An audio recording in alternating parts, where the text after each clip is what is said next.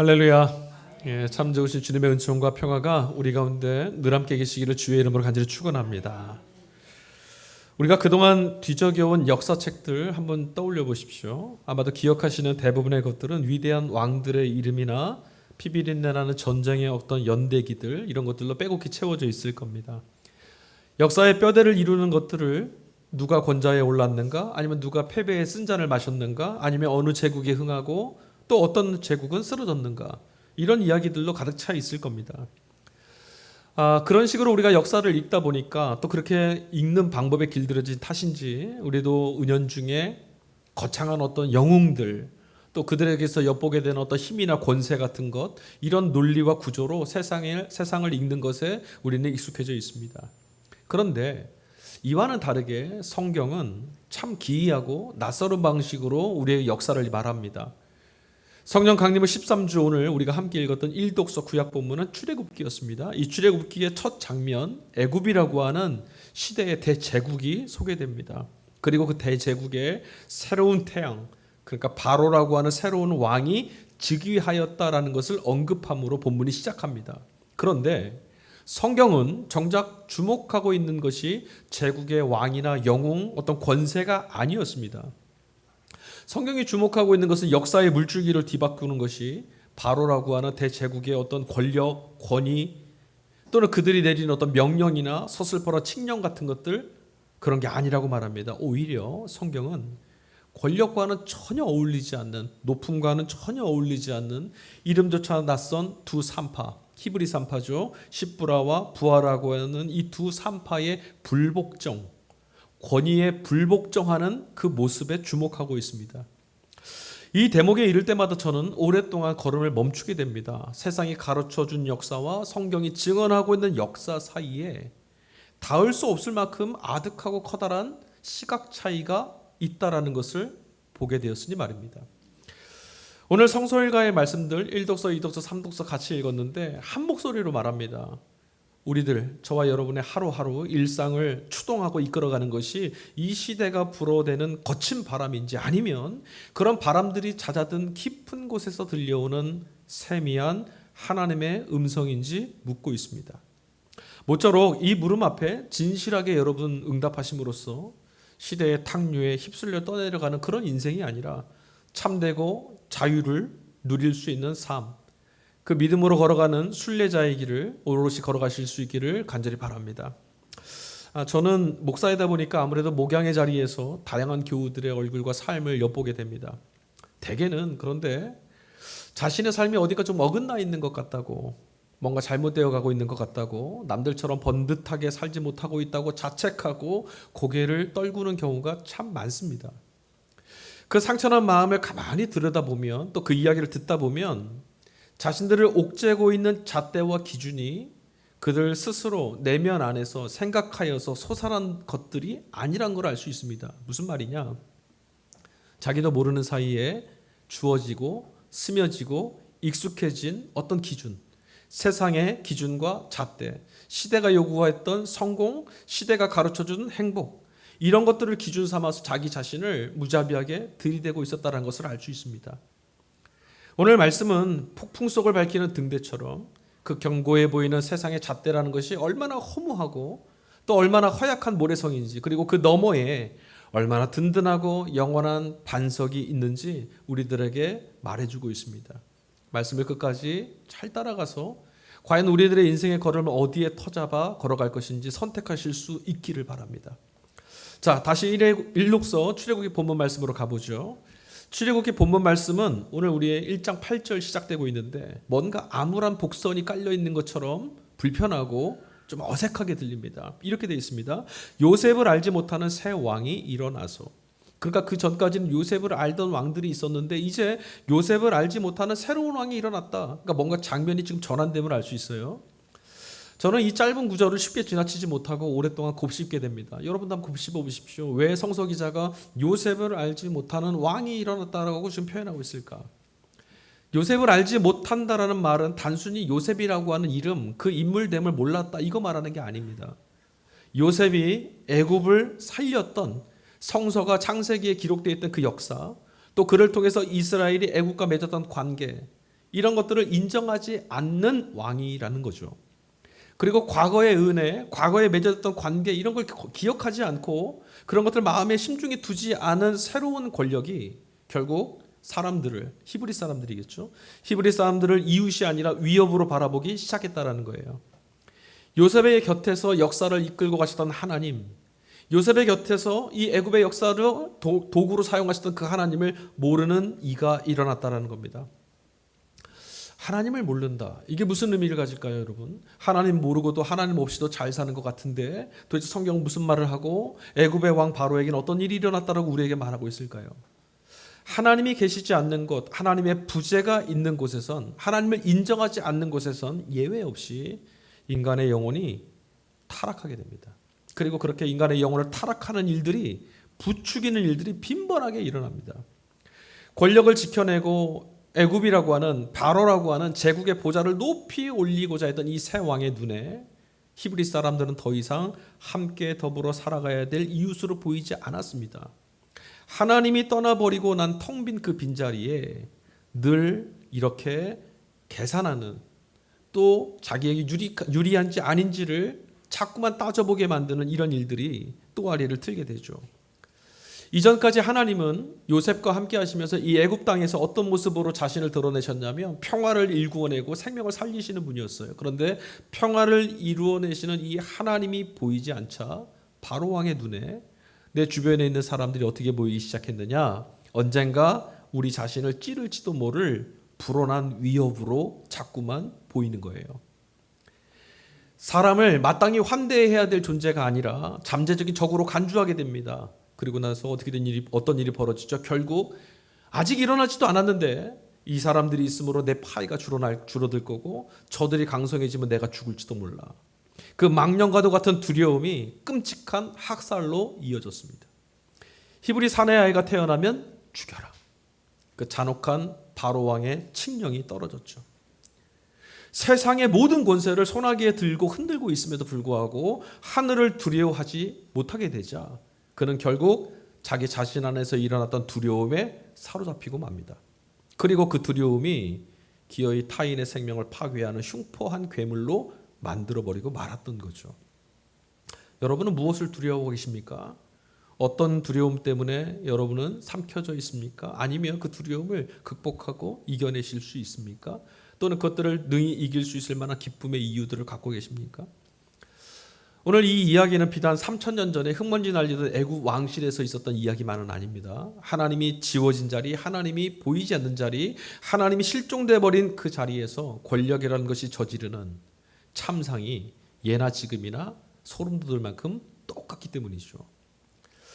그런데 여러분 아시죠? 어둠이 깊으면 깊을수록 오히려 빛은 더 선명하게 보이는 법입니다. 아무리 작은 빛을 알지라도 어둠이 깊어지면 더 잘 보입니다. 죽음의 그림자가 짙게 깔린 이 권세의 한켠에서 두려움에 내몰려서 자기에게 주어진 것도 제대로 누리지 못하고 폭력의 도구로 전락해버린 이 시대 한켠에서 비록 작지만 눈물겨운 저항의 불꽃이 피어나고 있었습니다. 앞서 말씀드렸던 십부라와 부하라고 하는 히브리 산파 두 여인이었습니다. 역사의 무대에서는 이름조차 기억되지 않았던 이들입니다.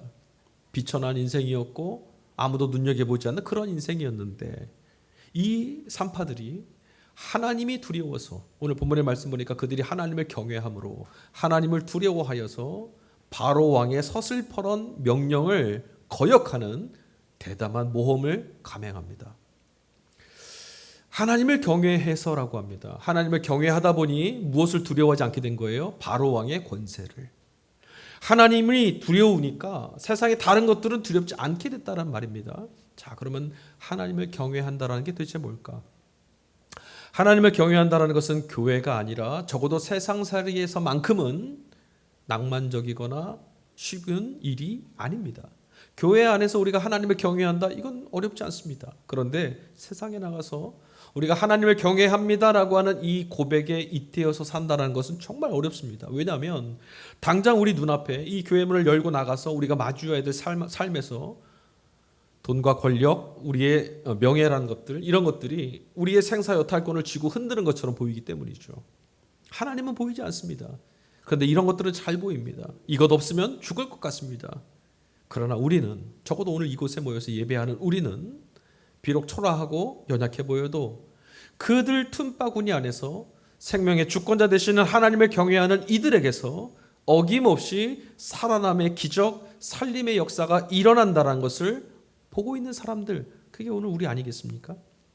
권력자의 칼날이 아니라 거친 그리고 투박한 산파들의 손끝에서 히브리 아이들의 죽음에 내몰렸던 그 아이들의 숨통이 트여졌습니다.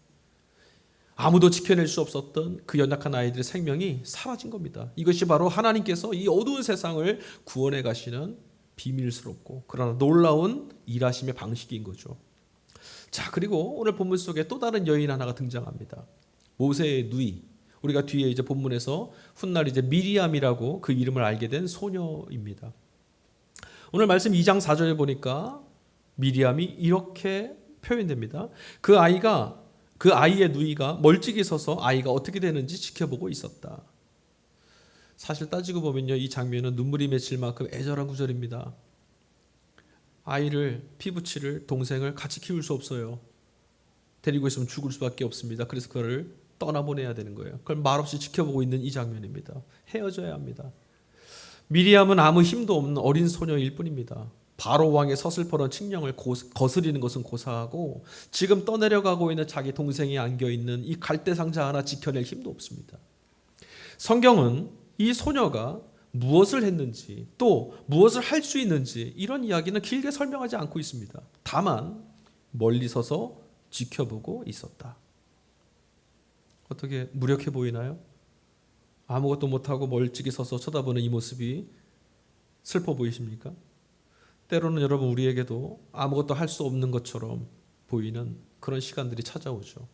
할 수 있는 건 아무것도 없고 해도 아무것도 바꿀 수 없는, 그래서 좌절하고 낙담할 수밖에 없는 그런 시간들 말입니다. 그러나 발을 동동 구르면서 멀찍이 서서 지켜보는 것밖에는 할 수 없던 우리의 시간이 언제나 늘 당연히 패망으로 끝나는 것은 아닙니다. 하나님께서는 그런 무력한 기다림조차도 마침내 역사의 거대한 물줄기를 바꾸어 놓는 마중물처럼 사용하시는 분이기 때문이죠. 오늘 본문의 말씀이 우리에게 그것을 가르쳐 줍니다. 여러분 기억하셔야 됩니다. 역사란 것은요, 결코 인간의 폭력과 오만한 권세로만 쓰여지는 것이 아닙니다.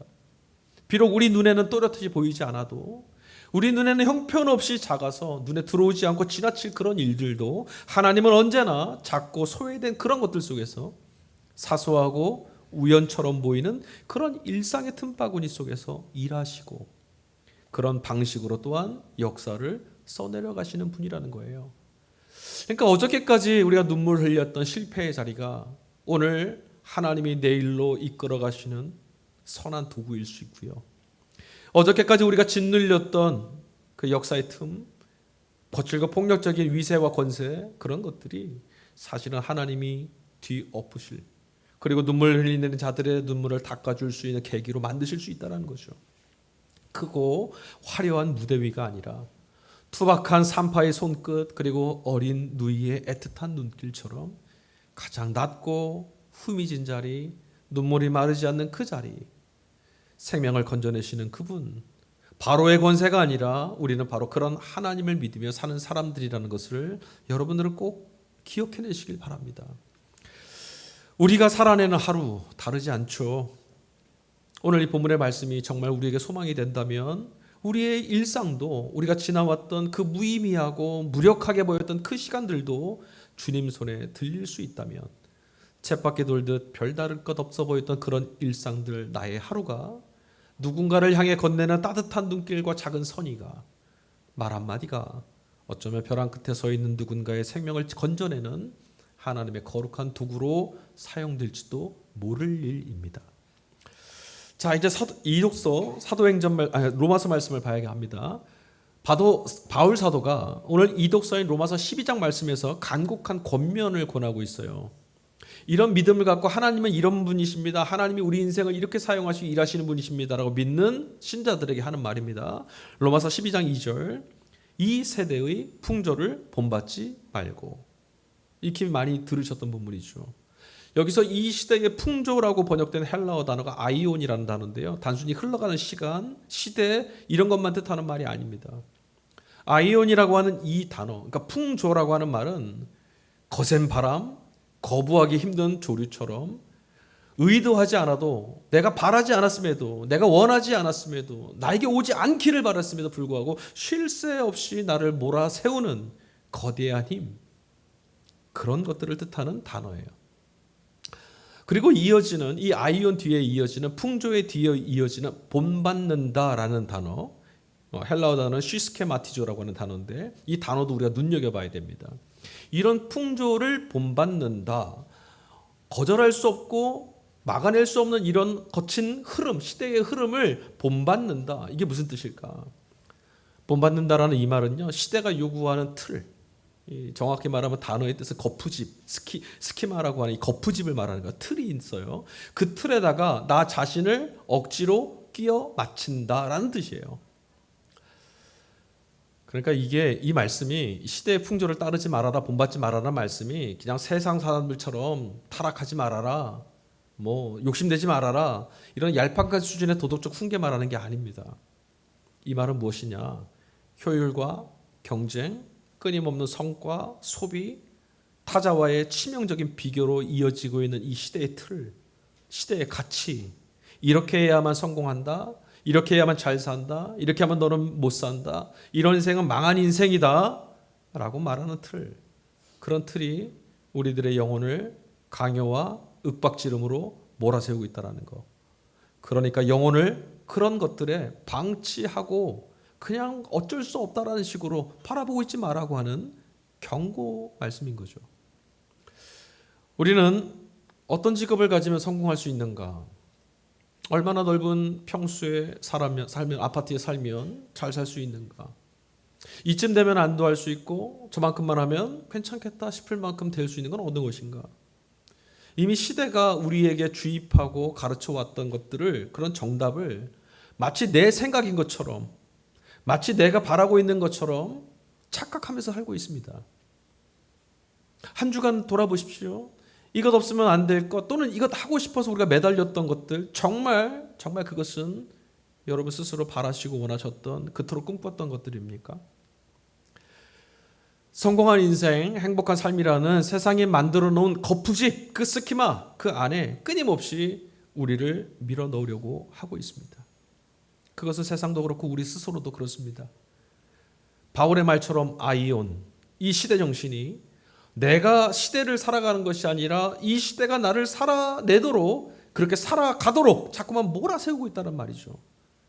그러니까 여러분, 지금까지 우리가 선택했던 것들은 따지고 보면 내가 선택한 게 아니라 그런 선택을 하도록 강요받은 것들이라는 거예요. 이런 가치관의 싸움, 이게 바로 성경이 말하는, 기독교 신앙이 말하는 영적인 전투라는 겁니다. 눈에 보이지 않는 어떤 마귀나 뿔 달린 귀신하고 싸우는 그런 것들 아닙니다. 다른 종교와 싸우는 것이 아닙니다. 이건 단순히 교회 안에서가 아니라 바로 우리 실제의 삶에서 지금 이 싸움은 현재 진행형입니다. 이런 치열한 영적 전투가, 영적 전쟁이라고 하는 것이 본문의 말씀에 고스란히 드러나 있는 게 삼독서로 읽은 복음서 말씀이었어요. 마태복음 16장 말씀 읽었습니다. 무대가 됐던 곳은 가이사라 빌립보라고 하는 도시입니다. 이름에서 아시겠지만 케이사르죠. 그러니까 황제의 이름, 로마 황제의 이름이 새겨져 있는 도시입니다. 얼마나 대단한 도시겠습니까? 황제에게 진상된 도시인데요. 제국의 힘, 제국의 권력, 제국의 논리가 번뜩이고 있는 이 도시 한복판에 예수님과 제자들이 도착했습니다. 그리고 예수님께서 그 도시에서 제자들에게 질문하셨어요. 얘들아, 사람들이 인자를 누구라고 하느냐? 나를 두고 뭐라고 말하냐? 제자들이 답합니다. 어떤 이들은 세례 요한이라고도 하고요, 어떤 이는 엘리야나 또는 예레미야 또는 선지자라고도 말하는 사람들이 있습니다. 예수님이 흡족하셨을까요? 예수님의 질문이 곧장 이어집니다. 연거푸 아주 날카로운 질문이 이어지는데 16장 15절 후반절입니다. 그러면 너희는 나를 누구라 하느냐? 여러분, 이 물음은 지금 저와 여러분에게 던져진 물음입니다. 교회에서는 예수를 누구라 하느냐? 설교에서는 예수를 누구라 하느냐? 교리에서는 예수를 누구라 하느냐? 아니고요. 여러분에게, 지금 우리에게, 우리의 일상에 지금 2000년대를 살아가고 있는 저와 여러분들에게 주어진 하루하루 그곳에서 예수는 누구냐는 거예요. 이 질문은 화려한 제국의 기준이나 논리가 아니라 영혼의 가장 깊은 곳에서 길어올린 너희 자신의 진실, 너희 자신의 고백과 선택을 내 앞에 좀 내놓으라고 하는 요청입니다. 나만의 고백 말이죠. 그때 베드로가 이렇게 고백했습니다. 마태복음 16장 16절, 선생님은 살아계신 하나님의 아들 그리스도이십니다. 실제로 교회는요, 교회 공동체는 오랫동안 이 고백이야말로 우리가 이 거친 세상을 견뎌내고 발을 딛고 서야 할 영원한 반석과도 같은 것이다라고 믿으며 살아왔습니다. 그리고 이 반석 위에서 우리는 신앙을 지켜왔고, 이 반석 위에서 우리는 고통과 절망과 죽음의 힘도 이겨왔습니다. 그런데 선생님은 살아계신 하나님의 아들 그리스도이십니다라고 우리말로 번역된 이 투박한 고백 안에 사실은 생략된 단어가 하나 있습니다. 뭘까요? 이거 예수님의 질문과 이어지는 것인데 바로 이 고백을 토해내고 있는 나는이라고 하는 주어입니다. 선생님은 그리스도이십니다, 하나님의 아들이십니다라는 이 말에 더 중요한 것은 예수님이 우리에게 요구하셨던 질문은 나는이라고 하는 거예요. 나는. 주님이 요구하셨던 게 바로 이거라니까요. 누군가의 고백, 누군가 믿었던 교리, 우리가 함께 고백했던 우리의 신앙의 틀, 그런 거 말고 이 가이사라 빌립보 같이 휘황찬란한 제국의 이 토시 한복판 황제의 삶을 지나가고 있는 이 과정 속에서 우리 자신의 입으로 토해낸 고백. 제국의 권세, 서늘한 칼날들, 시대를 휩쓸고 있는 거센 풍조, 그런 것들도 이 진실한 고백을 품고 제 발로 걸어가고 있던 순례자들의 걸음을 멈추지는 못했습니다. 예수님의 제자들은 이 당시의 기준으로 본다면, 시대의 정신으로 본다면, 풍조로 본다면 망한 사람들입니다. 거렁뱅이 같았을 거예요. 화려한 제국 로마 황제의 도시 앞에서 본다면 이들이 갖고 있는 건 아무것도 없습니다. 이렇게 살다 끝나는 거겠죠. 그런데 이들은 하나님의 자녀들로 늠름하게 살아내었고 오늘도 우리는 그들의 이야기를 듣고 있습니다. 그 진실의 길을 걸을 때 우리는 비로소 바울 사도가 이독서 로마서에서 말했던 메타모르포시스, 즉 시대의 틀, 시대의 풍조에 갇히고 억눌리고 내몰리는 그런 삶이 아니라 시대를 빛으로 이끌어갈 수 있는 하나님이 세우신, 하나님의 형상으로 지음받은, 그렇게 세상을 밝히고 살아갈 수 있는 한 사람으로서 전혀 다른 존재로 거듭난 자유와 구원을 경험하며 살 수 있게 된다는 거예요. 예수는 하나님의 아들이십니다, 예수는 그리스도이십니다라고 한 이 고백을 저와 여러분의 삶에서 로마 황제의 권력과 명예가, 명성이, 그런 눈에 보이는 화려한 것들이, 시대의 풍조가 우리를 가늠짓고 있는 이 시대에서 그 고백을 여러분이 고백할 수 있다면 우리는 이 고백으로 우리의 신앙의 길을 제시했던 신앙의 선배들처럼 구원의 걸음을 걸을 수 있다는 거죠. 여전히 우리는 살아가기 위해서 누군가의 목소리에 기댈 수밖에 없습니다. 우리는 다 알지 못하기 때문에 누군가를 통해서 지식을 얻기도 하고, 누군가 먼저 걸어간 이들의 경험을 듣기도 하고, 그 걸음으로 그들의 걸음을 따라갑니다. 이게 부인할 수 없는 사실이죠. 그러나 중요한 게 있어요. 누구의 목소리를 들을 거냐는 거예요. 애굽의 왕 바로는 어떻습니까? 자기 안에 일그러졌던 두려움에 귀를 기울였습니다. 두려움에 귀를 기울였어요. 그리고 그 끝은 비참한 죽음만 남았습니다. 그 자신만 그런 것이 아니라 그의 제국도 또한 역사 속에 사라졌습니다. 그러나 반면에 십부라와 부하라고 했던 히브리 산파들은 애굽 왕 바로의 그 세상을 호령하고 한 손에 쥐고 있는 것 같았던 그 바로 왕의 음성에 귀를 기울이지 않고 하나님께 귀를 기울였습니다. 그곳에는 눈부신 생명 살림의 기적이 일어났습니다. 베드로는 어떻습니까? 사도 베드로는 제국의 위용 앞에서도 내면을 가득 채우고 있던 주님을 향한 고백으로 응답했고, 그리고 그 고백 위에 교회의 반석이 세워졌습니다. 교우 여러분, 아무리 보아도 신앙이란 것은 이 두 시선 사이에서 벌어지는 외롭지만 그리고 끈질긴 투쟁과 씨름일 수밖에 없습니다. 세상에 화려한 조명을 비추는 높은 곳, 그리고 성경이 우리에게 끈질기게 가리키고 있는 낮고 후미지고 망한 것 같고 깨진 것만 같은 그런 곳이 있죠. 안타깝게도 우리의 시선은 번번이 십자가가 아니라 전자를 쫓다가 결국 길을 잃고 맙니다.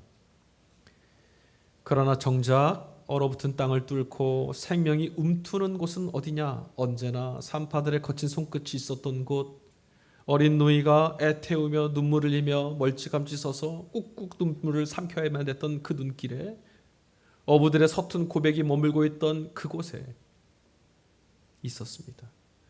하나님의 아들 예수 그리스도는 또한 그런 땅에 찾아오신 하나님이셨고요. 우리에게 필요한 것은 뭘까요? 이미 탐욕의 때가 낀 눈을 작고 낮은 곳에 임하시는 하나님을 볼 수 있도록, 우리의 일상 가운데 하나님이 역사하시고 일하고 계시고 함께한다는 사실을 알아차릴 수 있도록 복음으로 맑고 깨끗하게 닦아내는 것, 이게 우리가 할 수 있는 것 전부입니다. 여러분 스스로에게 물어보십시오. 세상에 끊임없이 불어대고 있는 불안과 염려와 걱정과 근심, 비교와 경쟁의 바람소리에 마음을 빼앗기진 않으셨습니까? 아니면 그 폭풍 너머에서 침묵의 언어로 보이지 않는 방식으로 일하시는 하나님의 위로하시는 음성을 듣고 계셨습니까? 시대의 거칠고 폭력적인 물살에 무기력하게 떠밀려 가지 않으려면, 오늘도 후회하고 오늘도 원망하다가 그렇게 패망하는 인생이 되지 않으려면 우리 영혼에 닻을 주님께, 주님의 약속에 깊이 깊이 내리는 것 말고는 다른 방법이 없다라는 겁니다.